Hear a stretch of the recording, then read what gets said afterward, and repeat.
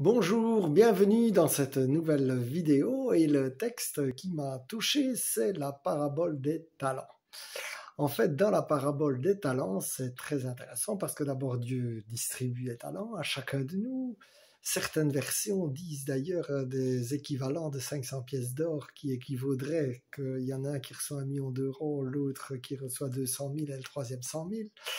Mais ce qui est surtout intéressant, c'est que il y en a un, celui qui a reçu le moins, qui perd tout parce qu'en fait, il a peur. Et je dirais, la peur va te faire tout perdre. Alors que les deux autres, ils osent. Alors je ne dis pas qu'il faut risquer et oser de faire tout et n'importe quoi, mais c'est évident que, je veux dire, quelque part, il y a une partie, si l'on veut récolter, c'est qu'il faut oser. Et il y a aussi un morceau, et deux choses me touchent d'ailleurs, c'est quand le maître félicite aussi bien celui qui avait 2 talents qui les a multipliés que celui qui en avait 5, il dit 2 choses qui m'ont quand même interpellé. Entre dans la joie de ton maître, et donc là, qu'au départ on avait plus ou moins de talents, en fait on peut entrer dans la joie du maître, l'essentiel c'est de les avoir fait fructifier. Le résultat final n'est pas tellement l'important, le résultat est de l'avoir fait fructifier, alors on reçoit la joie, et c'est exactement, je dirais, ce qui m'arrive là ce soir. J'étais en train de prier par Zoom, et puis j'ai vu 2 personnes consolées, et je vois bien que ça me dépasse. Bien sûr, il y a une partie qu'on reçoit de la relation d'aide, mais il y a aussi une partie où je vois bien que le Seigneur agit, j'ouvrais une parole, et ça correspondait, quoi. Et donc, je dis merci Seigneur. Et la deuxième, c'est tu as été fidèle en de petites choses, tu en as maintenant des grandes.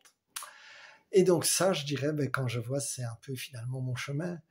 Et je me dis, c'est ce que le Seigneur veut pour tout chrétien. Donc moi, je me souviens, quand j'ai commencé les écoutes prières, j'étais déjà bien content quand quelqu'un se sentait un peu mieux d'avoir écouté, etc. Et puis, il y a eu ce merveilleux jour en 2019 à Genève où j'ai vu en priant quelqu'un qui était guéri, 2 personnes d'ailleurs qui étaient guéries instantanément par Jésus, et ça c'était la joie. Et puis récemment, j'étais à Pentecôte à une retraite où j'avais mené une après-midi de guérison, et là, même chose, quoi.